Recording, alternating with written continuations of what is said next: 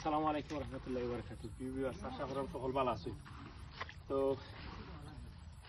আইসি গাছ কাটাত লগে আছেন আমার জাইদুল ও দৌকা। জাইদুল বাক্কা কয়েকদিন পরে ভিডিওতে আইসুন। এখন কাজের খুব ব্যস্ততার কারণে আমরা নিয়মিত ভিডিও করতাম পাই না, আর তারপর সময় দেওয়া লাগে, যার কারণে জাইদুল বাক্কা কয়েকদিন পরে আইসি। তো আমরা আজকে ভিডিও করলাম গাছ কাটাবো দৌকা। ওখানে হাইব্রিড গাছ হয়েছে, লগে চাউলি হয়েছে, কিন্তু অজানা হাইব্রিড জেলা ওয়ার্ক করতে আসিল কিলা হয়তো হইছে না। এখন যে একটা হইব অজানা হাইব্রিড সুন্দরও হইব।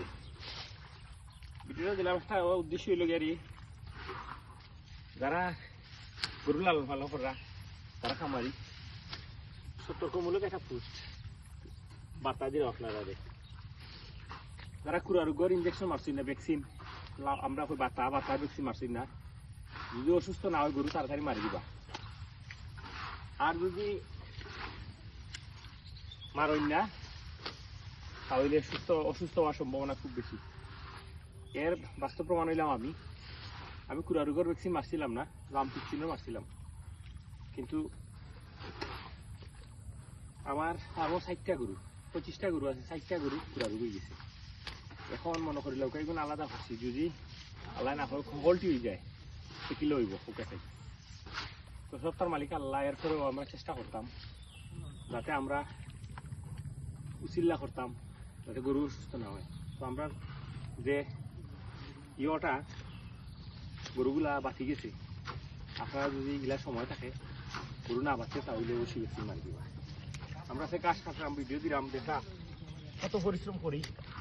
কত পরিশ্রম করার পরে গরু তাজা করার পরে যদি গরু হালাক হয়ে যায়, গরু অসুস্থ হয়ে যায়, পাশাপাশি পয়সা খরচ হয়, সেটা ভালো লাগে না খুব কাছে।